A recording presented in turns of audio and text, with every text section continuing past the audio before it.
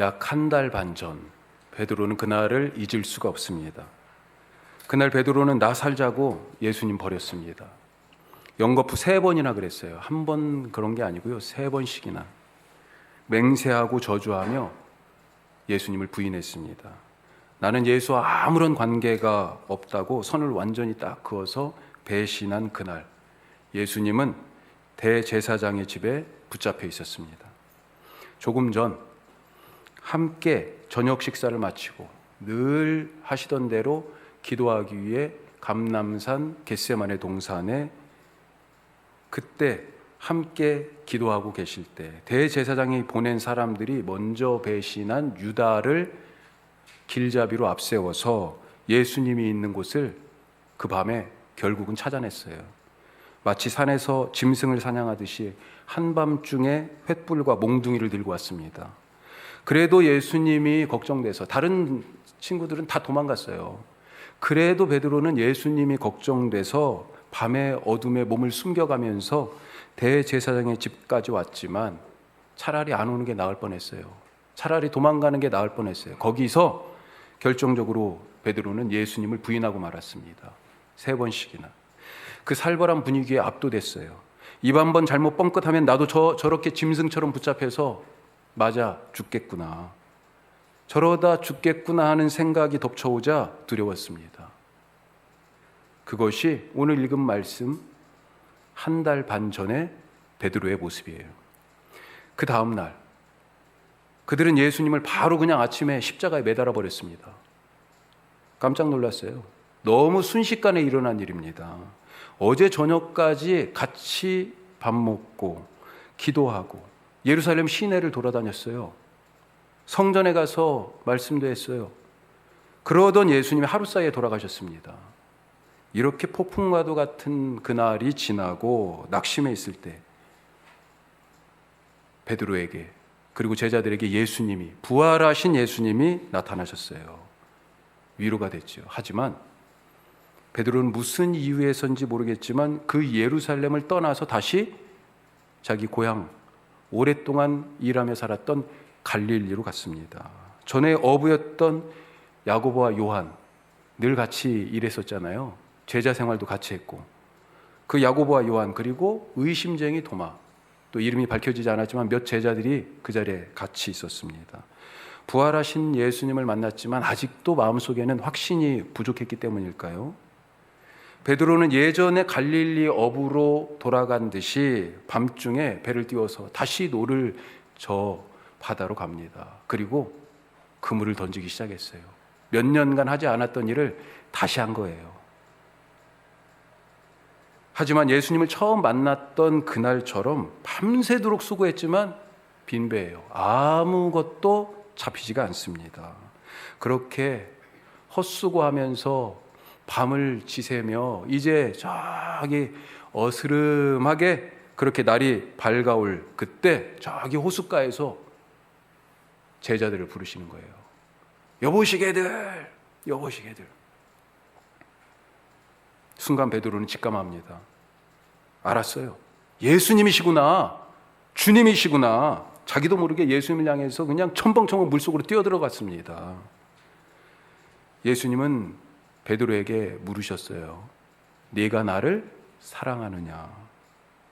3번씩이나 거듭해서 물으시는 이 물음을 통해서 베드로는 드디어 예수님께서 일깨워 주시는 자기 안에 숨겨져 있던 그 사랑이 다시 깨어남을 알았습니다. 예수님이 이 베드로를 다시 회복시켜 주셨어요. 이것이 대략 오늘 말씀의 한 보름 전쯤 이야기지 않을까 생각해요. 베드로 이제 다른 제자들과 함께 예루살렘으로 왔습니다. 하지만 이제 예수님이 없어요. 예수님이 없으니까 무엇을 어떻게 어디서부터 해야 할지 난감합니다. 그전에는 예수님이 가시는 대로 그냥 따라가면 됐잖아요. 예수님이 나를 따라오라 하셨기 때문에 그 뒤만 따라갔어요. 뭘 하라 하면 했고요. 수동적이었죠. 그런데 이제는 예수님이 안 계세요. 베드로가 그래도 제자들 중에서는 그래도 뭐 나름대로 형님 격이잖아요. 뭔가를 결정해야 돼요. 어떻게, 무엇을, 왜 해야 하는지, 언제부터 해야 할지 난감했던 거예요. 아직도 예루살렘에서 예수님은요, 반역자입니다. 그래서 더 난감했어요. 예수님이 죽으신 것이 형식적으로는 로마 황제에 반역한 유대인의 왕이라는 정치범으로, 그래서 로마 총독이 사형을 선고한 거잖아요. 그래서 형식적으로는 죽은 거지만 실질적으로는 무엇입니까? 누가 죽였어요? 성전을 꿰차고 앉아서 그 성전을 빌미로 움켜쥐고 있던 돈과 권세를 빼앗길까 봐 그것 때문에 걱정하던 대제사장 일당이 예수님 죽인 거죠. 지금 예수의 이름으로 말한다라고 하는 것은 나도 반역자야, 나도 십자가에 못 박아라, 이런 얘기나 똑같습니다. 이런 베드로가 오늘 말씀에 보니까 어떤 사람으로 변했어요? 한 달 반 전에, 보름 전에, 아니 지금 여기 어제까지도 이 예루살렘에서 무서워하고 있던 이 베드로가 어떻게 변했습니까? 오늘 36절 말씀부터 읽었는데 36절 어떻게 변했는지 한번 보죠. 같이 해요. 그런즉 이스라엘 온 집은 확실히 알지니 너희가 십자가에 못 박은 이 예수를 하나님이 주와 그리스도가 되게 하셨느니라. 아멘. 지금 베드로는 겁이 없어졌습니다. 겁도 없이 예루살렘 한복판에 서서 설교하고 있어요. 미친 거 아니에요 이거? 이러다 잡혀 예수님처럼 십자가에 매달리는 거 아니에요?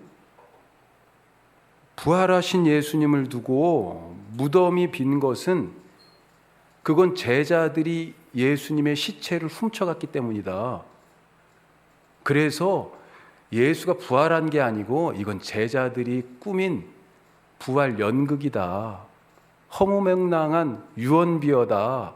당국자들은 그렇게 지금 예루살렘을 다독거리고 있습니다. 예수님의 무덤이 빈 것은 다 알고 있는 일이에요. 예수가 부활이라니, 죽은 사람이 어떻게 부활해? 그건 제자들이 꾸민 짓이야. 그러면서 사회를 아직도 어지럽히게 하는 이 예수의 잔당들, 이 제자들을 잡아들이라는 명령이 서슬퍼렇게 살아있을 때입니다. 그런데 베드로가 이제는 두렵지 않아요. 마치 예레미야처럼, 선지자 예레미야처럼 십자가에서 죽으시고 무덤에서 부활하신 예수님에 대해서 말하지 않으면 속이 터져버릴 것 같아요. 예레미야가 어땠습니까?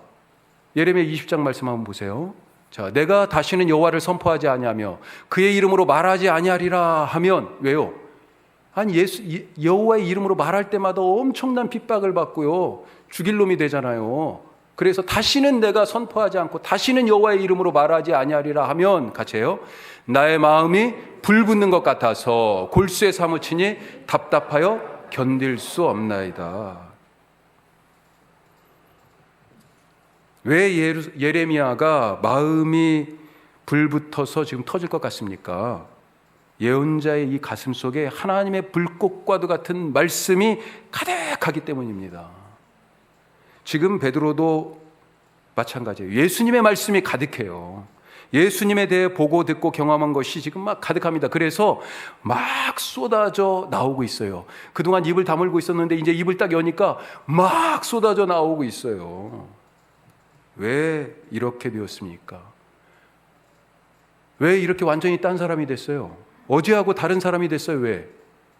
어제까지 베드로와 제자들은 예루살렘에 와 있었지만 몸을 피해 따로 있었어요. 숨어 있었어요. 그런데 왜 오늘 다 같이 거리로 쏟아져 나와가지고 거기에 지금 다 천하 각국에서 온 이 사람들 보고 뭐라고 얘기해요? 온 이스라엘은 들어라, 확실히 알아라 라고 외치면서 너희가 십자가에 못 박아 죽인 예수를 하나님이 주와 그리스도가 되게 하셨다. 그렇게 목소리를 높이고 있어요. 왜요? 왜 이렇게 변화된 사람, 바뀐 사람이 된 겁니까? 이런 점에서 첫 번째로 사람을 바꾸는 것은 누구요? 성령님이십니다. 성령님만이 사람을 바꾸실 수 있어요. 성령님만이 상황을 바꿀 수 있습니다. 오늘 베드로와 다른 제자들이 예루살렘 한복판에서 겁도 없이 예수님에 대해서, 예수가 지금 예루살렘에서는 금기어예요. 이 말만 하면 이건 같이 붙잡혀 가는 거예요. 그런데 겁도 없이 예수님에 대해서 외칠 수 있었던 이유는, 어제와 오늘이 지금 다른 사람이 된 이유는 성령님 때문입니다. 예수님이 보내신다고 약속하신 성령님이 오셨잖아요. 성령님이 오시니 제자들이 어떻게 됐어요? 말하기 시작했다. 그렇게 되어 있습니다. 오늘 우리가 2장 말씀 중에 읽었는데 이 성령이 임하는 장면 2장 첫머리에 2장 4절에 보면 2장 4절 어떻게 되어 있습니까? 그들이 다 같이 해요. 그들이 다 성령의 충만함을 받고 성령이 말하게 하심을 따라 다른 언어로 말하기를 시작하니라. 입 닫고 살던 사람들이요, 입을 뻥끗할 수가 없어요. 자기 속에 지금 뭐가 있어요? 아니, 그동안에 계속 예수님하고만 있었어요. 예수님 생각이 아직도 가득해요. 근데 입 뻥끗하면 예수 이름이 나가니까 입을 뻥끗할 수가 없었어. 죽을까 봐. 그런데 입 닫고 살던 그 사람들이 입을 딱 여니까요, 어떻게 됐어요? 예수님의 말씀이 나가는 거예요. 입 닫고 살던 자들의 입이 그동안 열고 싶어도 못 열었어요. 그런데 입이 열렸어요. 왜요? 성령님 때문에. 이때가 유대인의 큰 명절 중에 하나인 오순절입니다. 오순절. 천하 각국에서 여기 2장 첫머리에 보면 천하 각국에 흩어져 살던 경건한 유대인들이 예루살렘에 모여왔다. 명절을 지키기 위해서.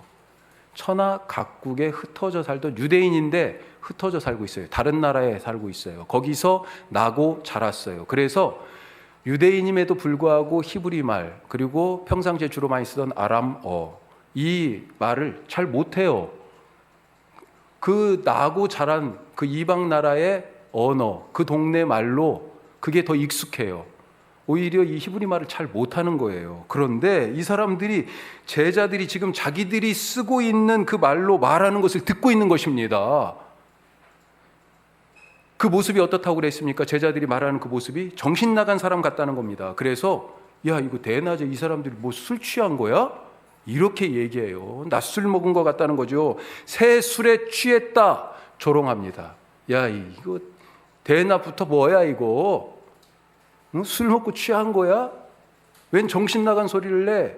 그렇게 지금 조롱하고 있어요. 하지만 베드로가, 그리고 제자들이 이런 조롱에도 끄떡없이 다른 제자들과 함께 베드로가 서서 외치면서 드디어 첫 번째 설교, 예수님 없이 이제는 첫 번째 설교를 이 예루살렘에서 담대하게 하고 있습니다.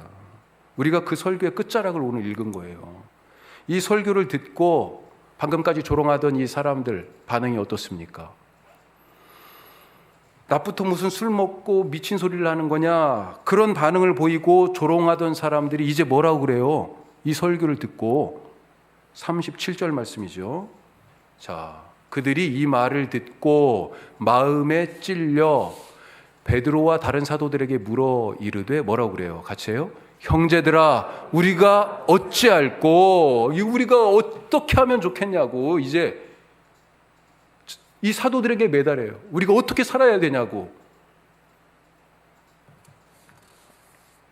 베드로와 제자들만 바뀐 것이 아니라 비난하고 조롱하던 이 유대인들도 바뀐 것입니다. 어떻게 이런 일이 일어났습니까? 사실 우리 모두 삶의 변화에 대한 갈망이 있지 않아요? 과거를 후회하고 지금 생활이 만족스럽지가 않아요. 내 성격 좀 뜯어 고쳤으면 좋겠는데, 내 태도도 좀 어떻게 바꿨으면 좋겠는데, 아니 내 주변에 지금 이 상황들을 조금 어떻게 여기에서 좀 나오고 싶은데 바꿨으면 좋겠는데 만족스럽지가 않습니다.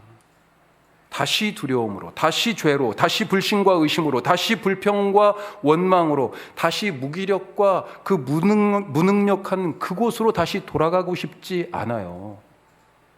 이제는 복음으로, 이제는 말씀으로, 이제는 사랑으로, 이제는 십자가와 부활로 살고 싶습니다. 어떻게 이것이 가능해요? 성령님이 우리를 바꾸시는 것을 믿으시기 바랍니다. 상황을 누가 바꿔요? 성령님이 바꿔요. 사람을 누가 바꿔요? 성령님이 바꾸시는 거예요. 베드로를 바꾸셨어요. 지금 상황이 완전히 이제 뒤집어진 겁니다. 그래서 예수님이 우리에게 무엇을 기도할 때 무엇을 구하라고 말씀하시는 거예요. 이미 반복해서 말씀하셨어요.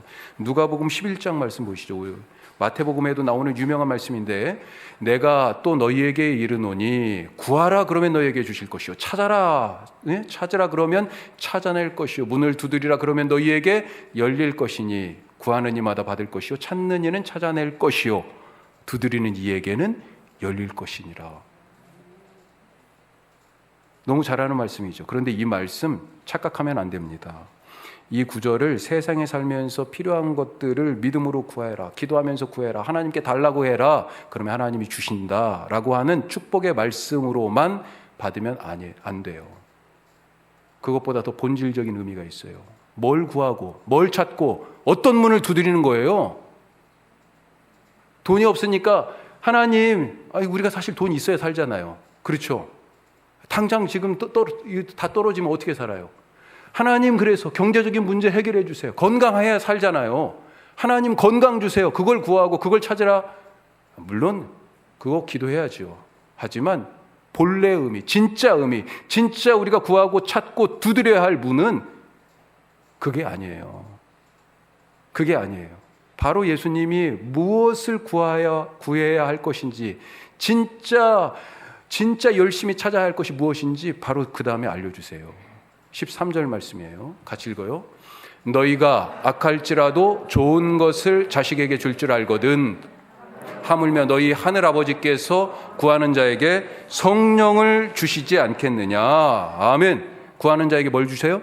성령이에요. 성령. 하나님의 영을 주시는 거예요. 하나님 자신을 내어주시는 것입니다. 다른 말로 그러니까 뭐예요? 구하고 찾아야 할 것이 무엇입니까? 성령님이에요. 성령님을 구하시기 바랍니다. 성령님을 찾으시기 바랍니다. 성령으로 거듭나 들어가는 하나님 나라의 문을 두드리라는 거예요. 삶이 바뀌기를 원하십니까? 베드로처럼 이제는 두려워하지 않고 세상 속에서 변화된 완전 딴 사람으로, 예수님께 사로잡힌 그 사람으로, 성령에 사로잡힌 사람으로, 하나님께 사로잡힌 사람으로 구원을 외치며 세상 속에서 살아가고 싶습니까? 성령을 구하시기 바랍니다. 아버지께서 구하는 자에게 성령을 주신다. 예수님이 그렇게 말씀하셨잖아요. 이 말씀을 믿으시기 바랍니다. 그 성령님이 사람을 바꾸시고 나의 지금 상황을 바꾸십니다. 자, 두 번째로, 성령님을 구하는데, 성령님이 사람을 바꾸시는데, 단순히 성령님을 구하는 것을 넘어서 성령 충만, 성령님으로 가득하시길 바랍니다. 지금 베드로는요, 성령으로 충만이에요. 충만, 우리말로 하면 뭐예요? 빈틈없이 가득한 것입니다. 빈틈이 없어요. 가득하긴 가득한데요, 빈틈이 없는 것입니다. 온통 다 성령님이에요. 성경은 성령님에 대해서 얘기할 때 충만이라는 단어를 너무 자주 얘기해요. 술 취하지 말라. 오직 성령의 충만함을 받으라. 세상 것으로 내 인생의 그릇을 채우지 말라는 말씀이에요. 하도 술을 많이 먹어서 속에 술이 가득하니까 입만 열면 어떻게 돼요? 술 냄새 나는 거죠. 하지만 지금 베드로는요, 술을 마셨어요. 어떤 술? 새 술을 마셨다고 돼 있잖아요. 새 술, 성령의 새 술에 취해 있습니다. 그래서 속에 뭐가 가득해요?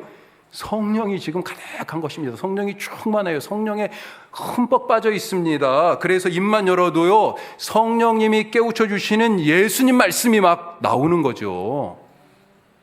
우리는 무엇으로 가득합니까?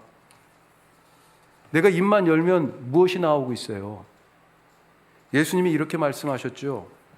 선한 사람은, 누가복음 말씀에, 선한 사람은 마음에 쌓은 선에서 선을 내고 악한 자는 그 쌓은 악에서 악을 내나니. 같이 해요. 이는 마음에 가득한 것을 입으로 말함이라.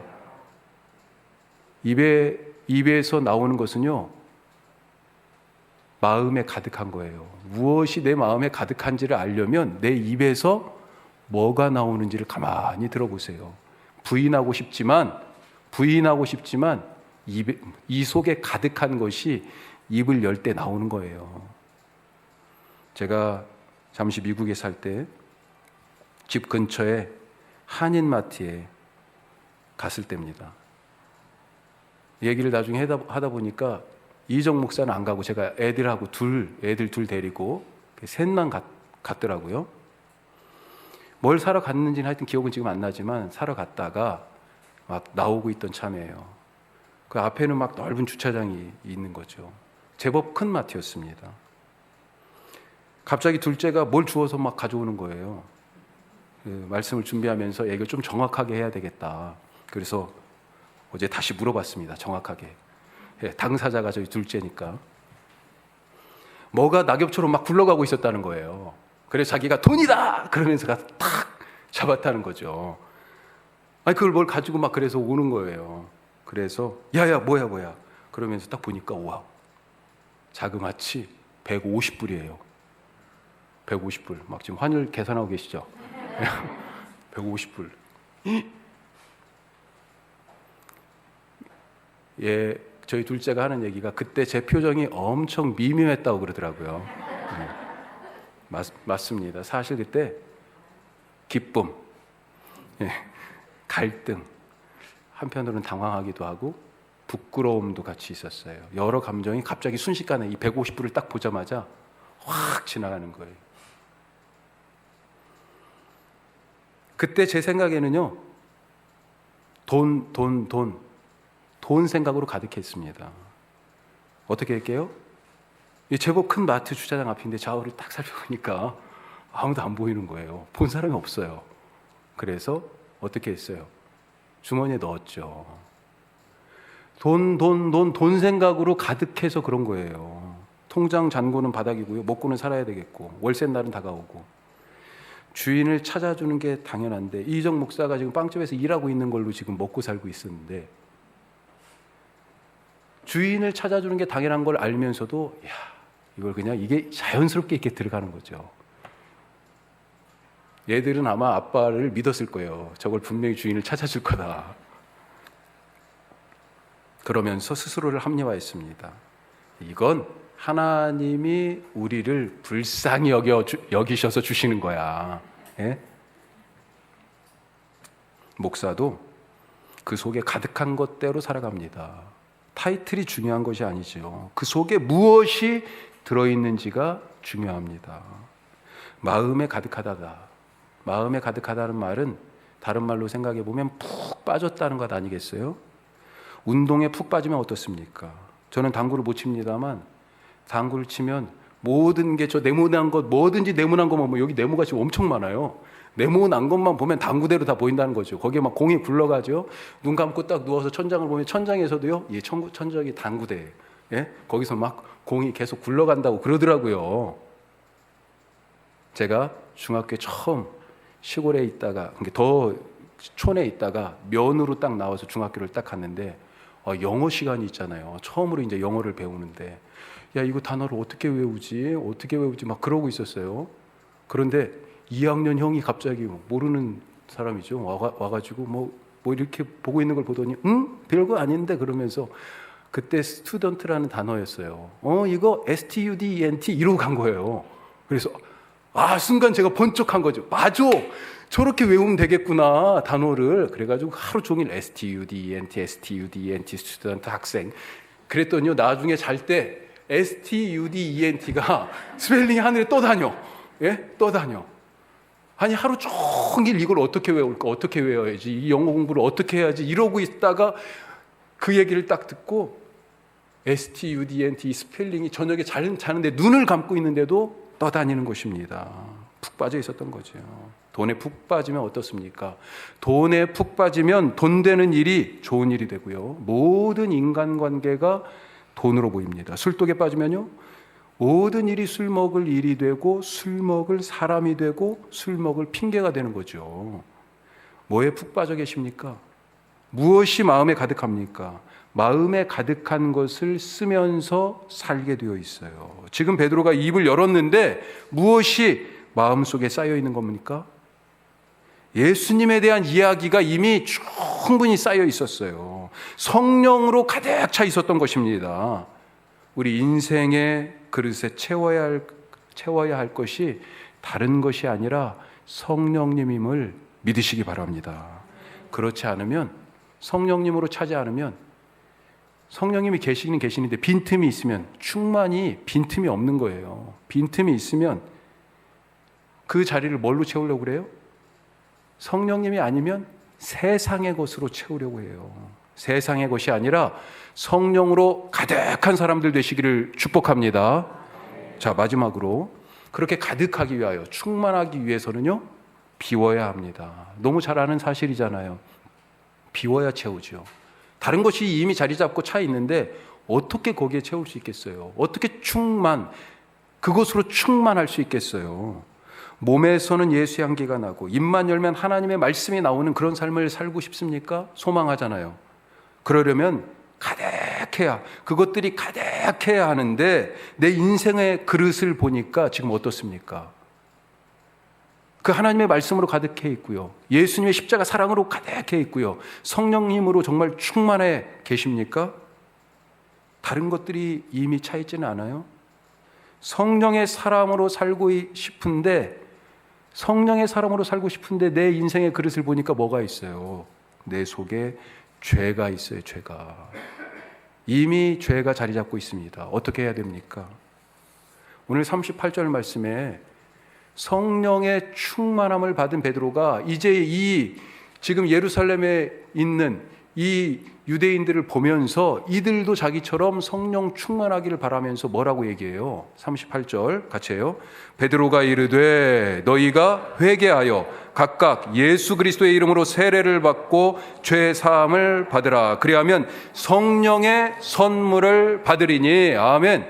성령의 선물, 성령님이 주시는 여러 선물들이잖아요. 은사, 기프트, 선물이에요. 그리고 성령으로 살아가는 사람들이 맺는 삶의 열매, 성령의 열매들, 이런 성령의 선물들 생각해 볼 수도 있지만 성령을 선물로 이렇게도 번역이 돼요. 성령을 선물로 받아요.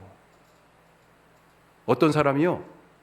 자기 속에 그 죄를 다 토해버리는 사람, 다 쏟아 부어버리는 사람.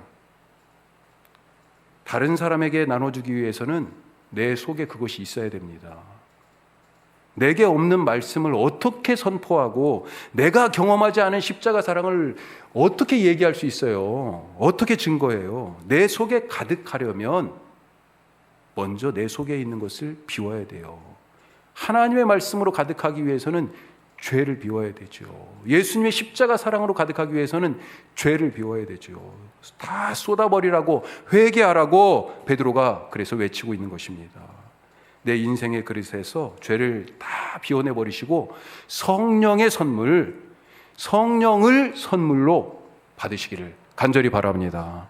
세상 욕심으로 채웠던 것들 아까워하지 마세요. 오늘 다 쏟아버리시기 바랍니다. 여기 앞에 다 쏟아놓고 가세요. 그거 소용없어요. 그리고 예수님이 주시는 성령으로 가득하여서 하나님이 기뻐하시는 변화된 삶, 변화된 상황을 살아가시기를 주님의 이름으로 축복합니다. 기도하겠습니다.